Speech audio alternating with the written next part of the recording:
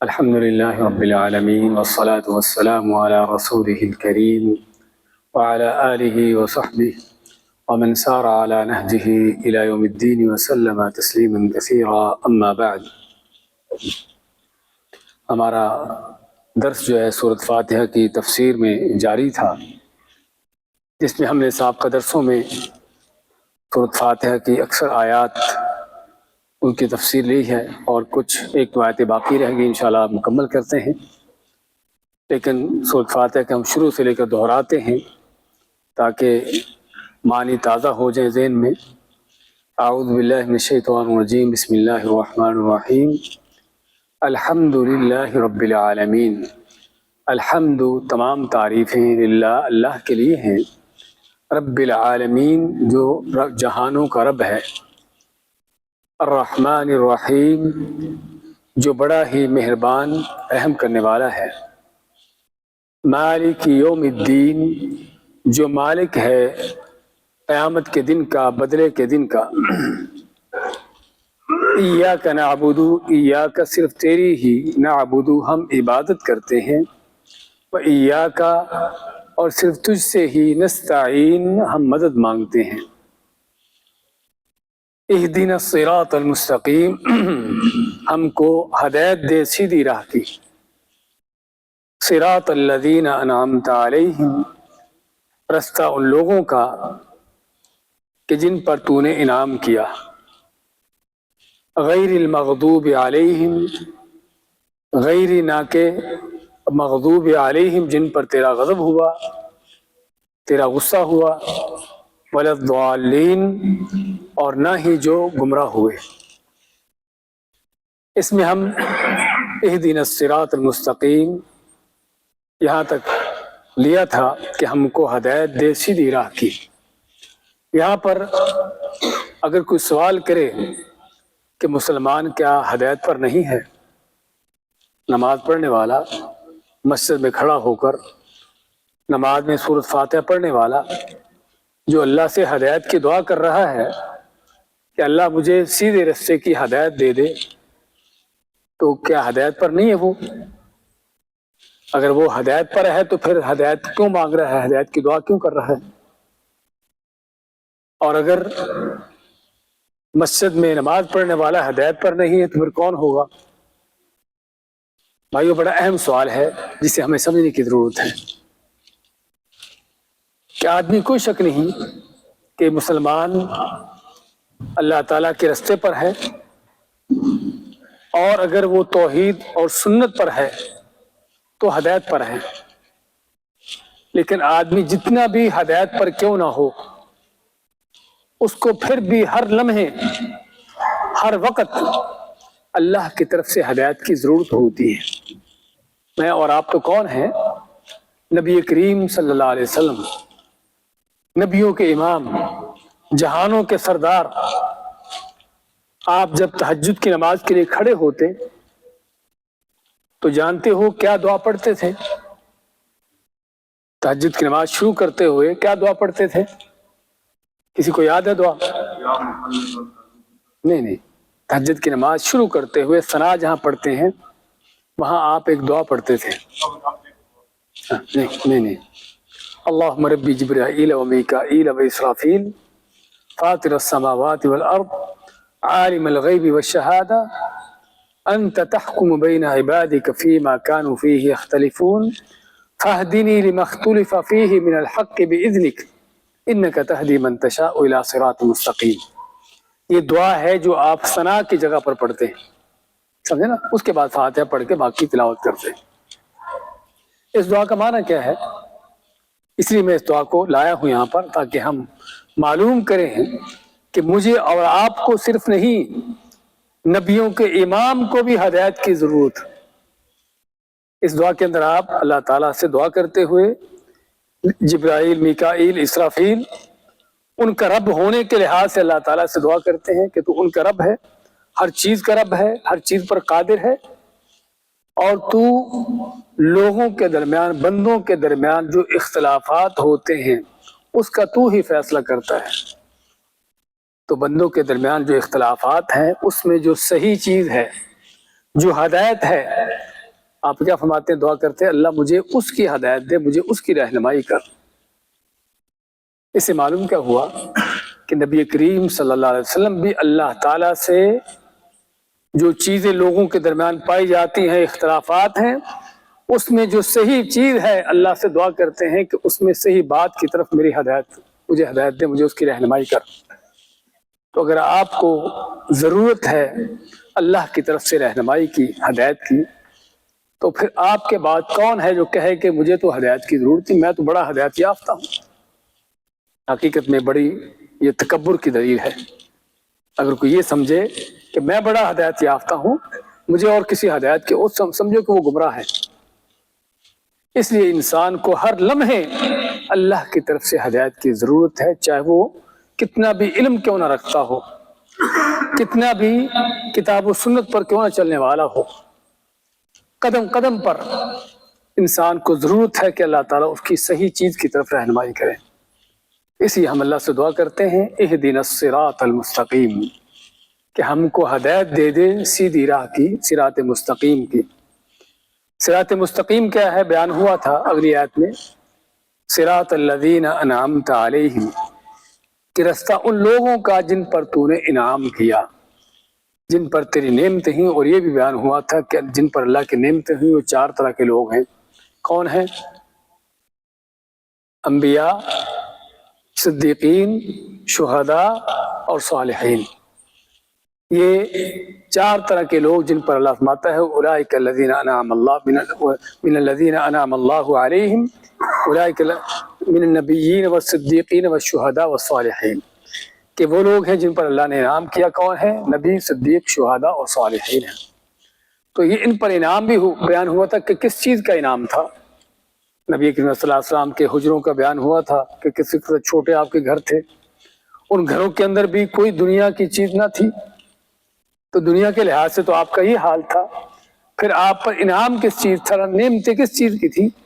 وہ نعمت بھائیو اسی ہدایت کی، ایمان کی نعمت تھی، کہ جس کی ہمیں اشد ضرورت ہے، بلکہ ہر انسان کو اشد ترین ضرورت ہے۔ ہدایت اور ایمان مل گیا، چاہے آدمی کے رہنے کے اس کے پاس کوئی مکان نہ ہو، پہننے کو کپڑا نہ ہو، کھانے کو کوئی لقمہ نہ ہو، لیکن ہدایت مل گئی تو جس ہدایت پر ہمیشہ ہمیشہ کی جنت مل جائے گی۔ لیکن ہدایت نہ ملی تو قارون کے خزانے مل جائیں، فرعون کے تخت و تاج مل جائیں، آگے ہمیشہ کی جہنم۔ اس سے پتہ چلتا ہے کہ ہدایت کتنی قیمتی ہے، کس قدر ضروری ہے۔ اسے اللہ تعالیٰ کہ جن پر میں نے نعمتیں کی وہ یہ لوگ ہیں۔ نعمتیں کس چیز کی؟ ایمان کی، علم کی، ہدایت کی نعمت۔ تو یہ وہ ہدایت ہم اللہ سے مانگتے ہیں۔ اور یہاں پر یہ بھی بیان ہوا تھا کہ جب ہم نے ہدایت مانگ لی تو پھر اس بات کی ضرورت کیوں پیش آئی کہ کن کی ہدایت؟ کیونکہ دنیا میں ہر کوئی اپنے آپ کو ہدایت یافتہ سمجھتا ہے، ہر کوئی کہتا ہے کہ میں سچا ہوں، میں صحیح، باقی غلط ہے۔ تو اللہ نے پھر بیان کیا کہ ہدایت کون سی ہے؟ وہ ہدایت جو نبی کریم صلی اللہ علیہ وسلم کا رستہ ہے۔ اور بھائیو یہ بڑا اہم پوائنٹ ہے، میں جس پر چاہتا ہوں تھوڑا سا ہم اس پر غور و فکر کریں۔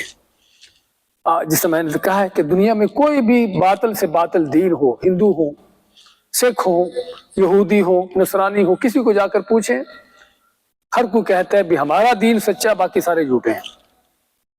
مسلمانوں کے اندر آ جائیں، بڑی جماعتیں ہیں، بڑے فرقے ہیں، بڑے گروہ ہیں، جس سے پوچھو وہ یہی کہے گا بھی ہمارا فرقہ صحیح ہے، باقی غلط ہے۔ ایسے ہے نا؟ تو اگر ہر کوئی اپنے آپ کو سچا بتاتا ہے، صحیح بتاتا ہے، بلکہ مسلمانوں کے اندر آئے تو ہر کوئی یہ کہتا ہے کہ ہم قرآن و حدیث پر ہیں، یہ نہیں کہ صرف ہم ہدایت پر، بلکہ کہیں گے ہم قرآن و حدیث پر ہیں۔ تو بھائیو باتیں صرف دعووں سے نہیں مانی جاتی۔ وہ کہہ دے کہ بھی یہ کرسی میری ہے، ہاں آپ کی کرسی ہونے کی دلیل کیا ہے؟ ہمیشہ اگر کسی چیز کا دعویٰ کرتا ہے تو اس سے اس دعوے کی دلیل مانگی جاتی ہے۔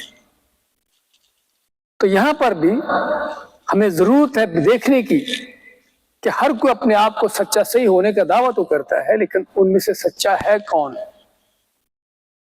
تو اس کا سچا ہونے کی دلیل کیا ہے کہ جو نبی کریم صلی اللہ علیہ وسلم کے رستے پر ہوگا۔ آپ نے جب مسلمانوں کے 73 فرقوں میں 73 جماعتوں فرقوں میں تقسیم ہونے کی بات کی کہ مسلمان کلمہ پڑھنے والے اللہ اور رسول کو ماننے کا دعویٰ کرنے والے 73 فرقوں میں تقسیم ہوں گے، 73 گروہ بنیں گے، تو کیا سبھی جنت میں جائیں گے؟ مسلمان کہلاتے ہیں نا کہ اللہ رسول کو ماننے کا دعویٰ کرتے، سبھی جنت کو جانے چاہیے؟ آپ ماتے کہ نہیں، صرف ایک جماعت جنت کو جائے گی، باقی نہیں جائیں گے، باقی سبھی جہنم کو جائیں گے۔ وہ ایک جماعت کون سی ہے؟ آپ ماتے ما انا علیہ و اصحابی، کہ جو میرا اور میرے صحابہ کا رستہ ہے۔ ہاں، یہاں سے پتہ چلتا ہے کون سچا کون جھوٹا ہے۔ کسی کو دیکھو اس کا عقیدہ کیا ہے، اللہ کے نبی صلی اللہ علیہ وسلم صحابہ سے ملتا ہے، ہاں ٹھیک ہے۔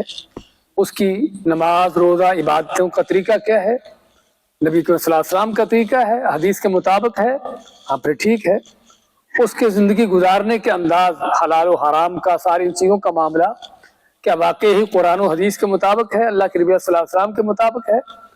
اگر تو مطابق ہے تو پھر تو وہ جنت کے رستے پر ہے، ورنہ جتنے بھی لیبل لگا لے، جو بھی دعوے کر لے، وہ جنت کے رستے پر نہیں ہے۔ اللہ کے نبی صلی اللہ علیہ وسلم نے ایک بڑی عظیم حدیث بیان کی، اس موضوع پر میں چاہتا ہوں کہ سبھی ذرا غور سے سنیں اس حدیث کو۔ نواس ابن سمعان صحابی رسول ہیں، فرماتے ہیں کہ رسول کریم صلی اللہ علیہ وسلم نے ہمیں بتایا صراط مستقیم کیا ہے۔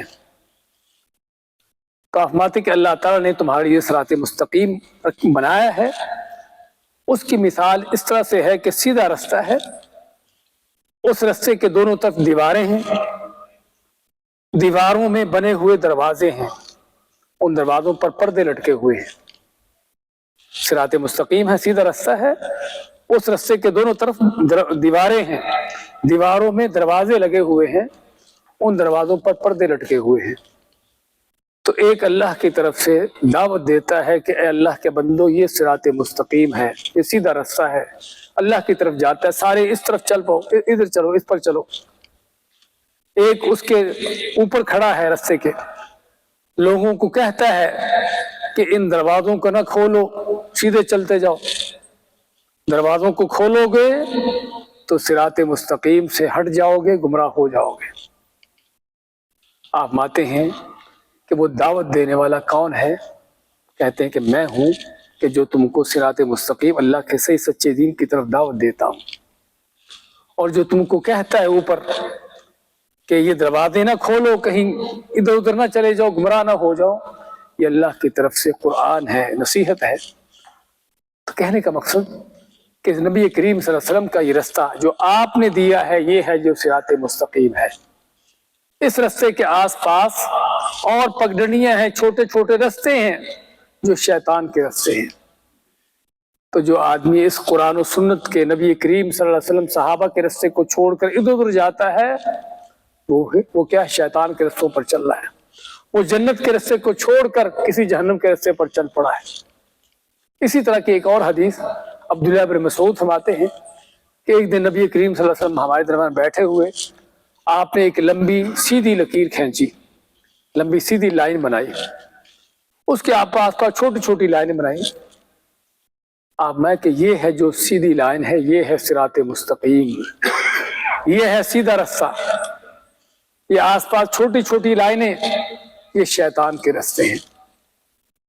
معنی کیا ہوا کہ اللہ کا سچا دین، قرآن و سنت کا دین، نبی کریم صلی اللہ علیہ وسلم صحابہ کرام کا طریقہ، یہ ہے جو جنت کو جانے کا رستہ ہے۔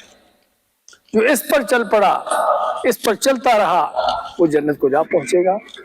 جو اس رستے کو چھوڑ کر سمجھے کہ اور بھی رستے جنت کو جاتے ہوں گے، وہ جنت کو نہیں جائیں گے، وہ رستے جنت کو نہیں جائیں گے۔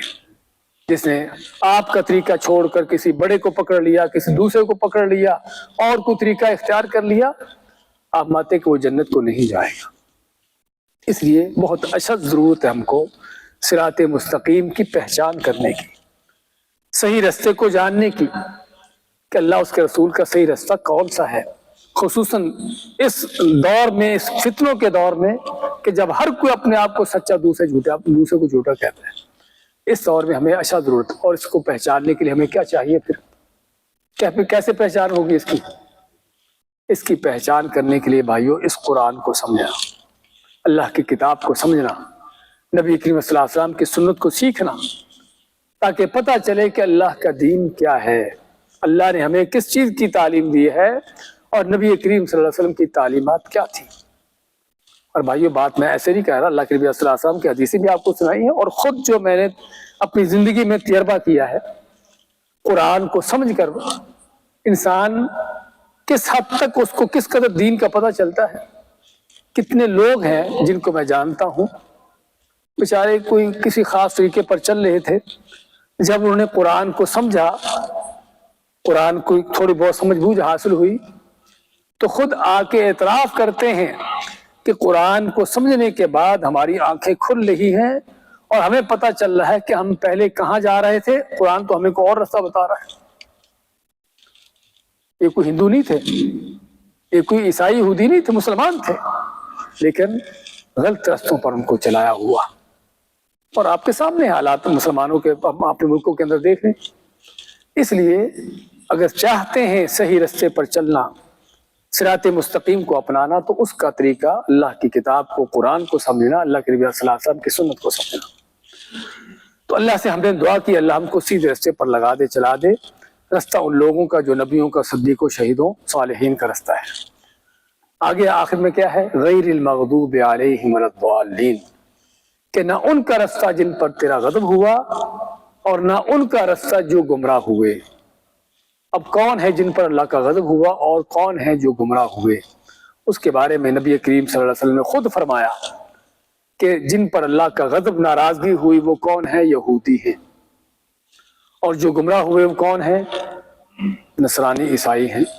تو ہم اللہ سے صراط مستقیم کی دعا کرتے ہوئے یہ بھی ساتھ کہتے ہیں کہ اللہ ان گمراہوں کے رستے پر نہ چلا دینا، ان لوگوں کے رستے پر نہ لگا دینا کہ جن پر تیرا غضب ہوا. اچھا کوئی کہنے والا کہے کہ وہ تو یہودیوں عیسائیوں کی بات ہے، ہم تو مسلمان ہیں، ہم تو ہدایت پر ہیں. لیکن بھائیو اللہ نے قرآن کریم میں جگہ جگہ یہودیوں نصرانیوں کا ذکر کیا ہے، ہم کو تنبیہ، ہم کو وارننگ دینے کے لیے. اور آپ نے بھی اس بات کی وارننگ دی، آپ میں، کہ تم بھی مسلمان بھی اپنے سے پہلے گمراہ لوگوں کے رستوں پر چلیں گے. مسلمان بھی اپنے سے پہلے گمراہ لوگوں کے رستوں پر چلیں گے. صحابہ نے پوچھا یہود و نصارہ فرمایا کہ ہاں آپ کی پیشین گوئی ہے. تو چنانچہ ہر وہ مسلمان کہلانے والا جس کو پتا ہے کہ صحیح دین کیا ہے، قرآن کیا کہتا ہے، سنت کیا ہے، پھر بھی وہ اس کے خلاف چلتا ہے، بھی ہم فلاں ہوتے ہیں، ہمارے ہاں ایسا ہوتا ہے، ہمارے بڑے ایسا کہتے ہیں، پتا ہے کہ قرآن کیا کہتا ہے، حدیث کیا ہے، لیکن چونکہ ہم فلاں ہیں، ہمارے بڑے. اس کی مثال کس کی ہے؟ ان یہودیوں کی، کہ جن یہودیوں کو پتا بھی تھا کہ اللہ کے نبی صلی اللہ علیہ وسلم اللہ کے سچے نبی ہیں، اور پھر بھی آپ کے مخالف. اور مسلمانوں کے اندر ایسے لوگ پائے جاتے ہیں جن کو حق کا پتا ہے، حق کیا ہے، سچا دین کیا ہے، قرآن و سنت کیا ہے، لیکن صرف اپنی پیٹ پرستی، اپنی فرقہ پرستی، اپنے اس طرح کی ذاتی کو اغراض و مقاصد، اس کی خاطر جو ہے وہ قرآن و سنت کو فالو کرنے کے بجائے وہ اوروں کے پیچھے. تو یہ کون ہے؟ ان کی مثال ان کی جو یہودی جن پر اللہ کا غضب ہوا. نصرانی کیوں گمراہ ہوئے؟ کہ انہوں نے نہ حق کو جانا، نہ حق بات کو سیکھا جانا، اور نہ اس پر چلے. اور مسلمانوں کی بہت بڑی میجورٹی یہ بھی ہے کہ جن کو پتہ ہی نہیں کہ دین کیا ہے. آپ کے سامنے حالت. اگر کوئی کہنے والا کہے کہ 99% مسلمان وہ ہے کہ جن کو اپنے دین کا یہ نہیں پتا، قرآن فاتح کا ترجمہ نہیں آتا، اور تو کیا پتا، فاتح کا ترجمہ بھی نہیں آتا، کسی حدیث کا پتہ نہیں کہ حدیث کیا ہوتی ہے. تو 99% سے زیادہ مسلمان وہ ہے کہ جن کو اپنے دین کا ہی نہیں پتا، دین سے جاہل. تو نصرانیوں کا یہی جرم تھا، عیسائیوں کا یہی جرم تھا کہ انہوں نے حق بات کو سیکھا ہی نہیں، جانا ہی نہیں، معلوم نہیں کیا. اور جب حق بات معلوم نہیں ہوگی تو کیسے اس پر چلیں گے؟ تو اس لیے وہ گمراہ ہوئے. تو یہی دونوں چیزیں مسلمانوں کے اندر بھی ہیں.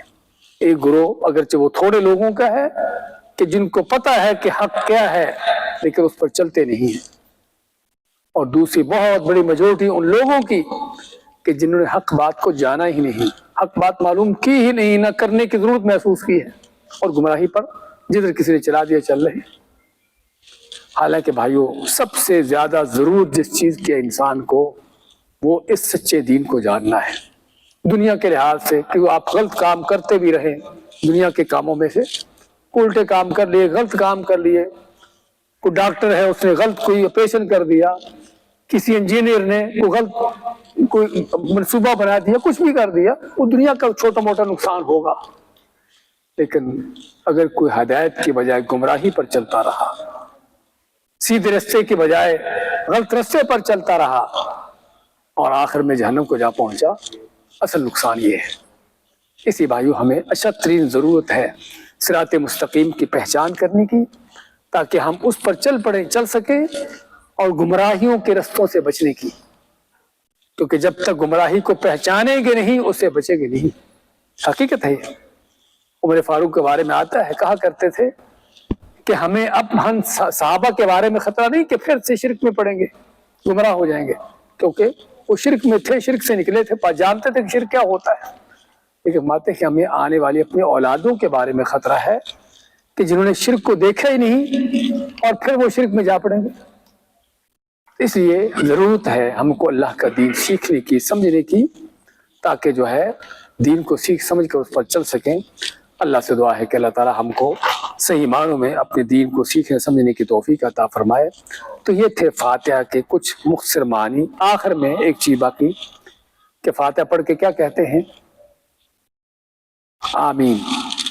آمین، آمین کا معنی کیا ہے؟ آمین کا معنی اللہ قبول کر لے، کیونکہ فاتحہ کیا ہے؟ دعا ہے۔ فاتحہ دعا ہے، تو آپ آخر میں کہتے ہیں اللہ یہ دعا مانگی ہے تو یہ دعا قبول کر لے۔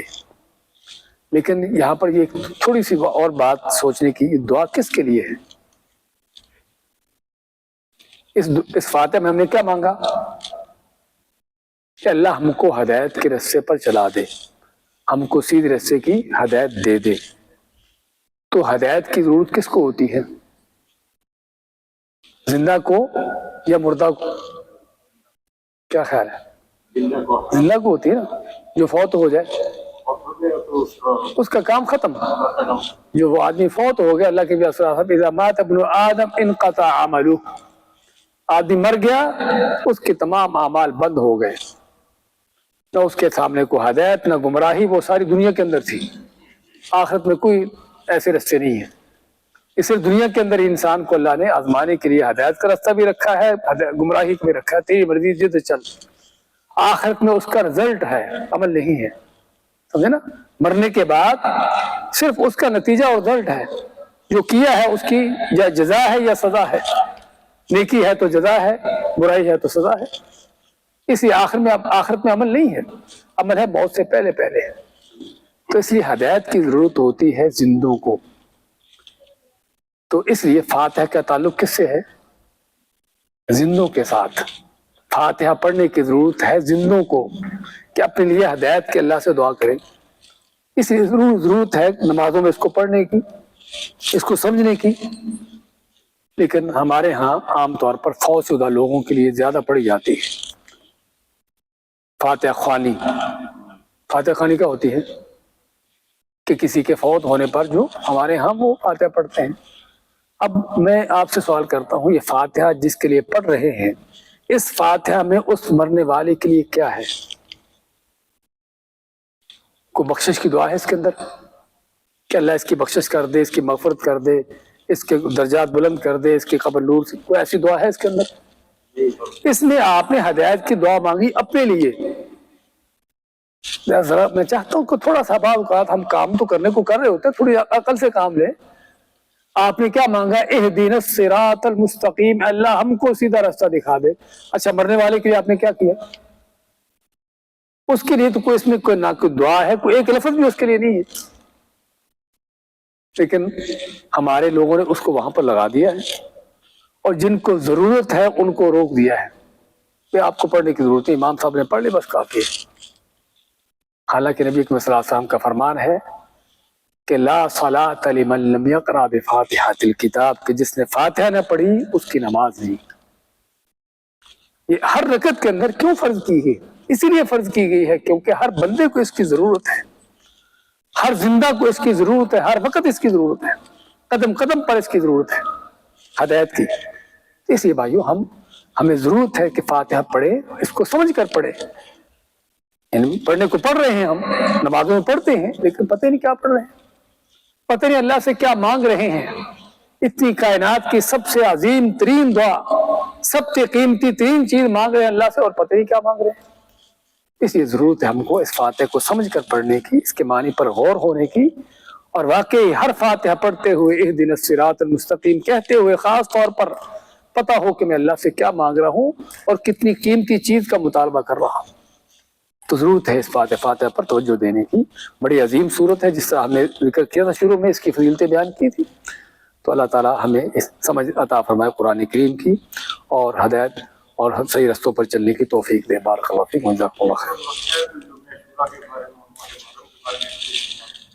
ماہ محرم کا میں ذکر کیا ہمیں نہیں ہوا، یہاں پر ہم مختصر طور پہ ذکر کر دیتے ہیں۔ محرم کا مہینہ بھائیو یہ، جس کی آج 6 تاریخ تھی نا، جی ہاں 7ویں رات شروع ہو چکی ہے۔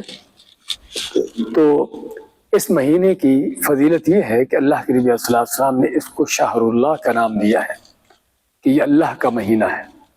سارے مہینے سال دن اللہ ہی کے ہیں، لیکن اللہ تعالیٰ بعض چیزوں کو اپنی طرف خاص طور پر اٹیچ کرتا ہے۔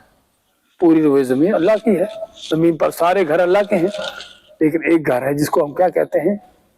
بیت اللہ، اللہ کا گھر، سمجھے نا؟ تو اللہ تعالیٰ نے خاص طور پر اس کو اپنی طرف منسوب کیا۔ اسی طرح سے یہ بھی شہر اللہ، اللہ کا مہینہ۔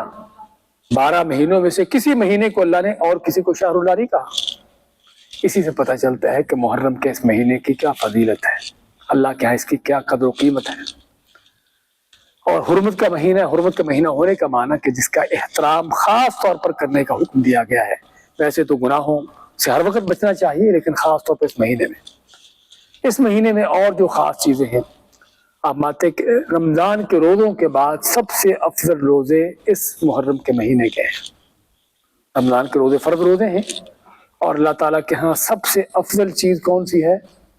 جو فرض ہوتی ہے۔ یہ بھی ہمارے ہاں غلط فہمی پائی جاتی ہے، بلکہ بہت سے لوگوں کا نفلوں پر بڑی توجہ، نفلوں پر بہت ان کا زور، لیکن فرض ممکن چھوٹتے رہیں۔ اور رمضان کی آخری راتوں میں پوری رات جاگ کر نفل پڑھتے، یہاں 100 نفل پڑھ لینا، اور ممکن فجر کی نماز سے سوئے ہوئے، بیوقوفی ہے۔ حالانکہ اللہ کے ہاں سب سے اہم ترین، سب سے افضل ترین چیز فرض ہے بھائیو۔ اجر بھی اس کا زیادہ ہے، فضیلت بھی فرضوں کی زیادہ ہے، اور اس کی اہمیت بھی بڑھ کر ہے۔ تو یہ فرضوں کے بعد نفل ہے۔ تو بات کریں رمضان کے روزے تو فرض ہیں، وہ تو اس کی تو اہمیت ہے ہی۔ اس کے بعد سب سے افضل روزے کون سے ہیں؟ اس محرم کے مہینے کے، پورے مہینے میں جتنے بھی رکھ سکیں۔ تو اس لیے اس مہینے کا جو کرنے کا کام یہ ہے، اس مہینے کی تعظیم کی جائے، اس کا احترام کیا جائے، اور اس میں خصوصی طور پر زیادہ سے زیادہ روزے رکھنے کا اہتمام کیا جائے، جتنے بھی رکھ سکیں۔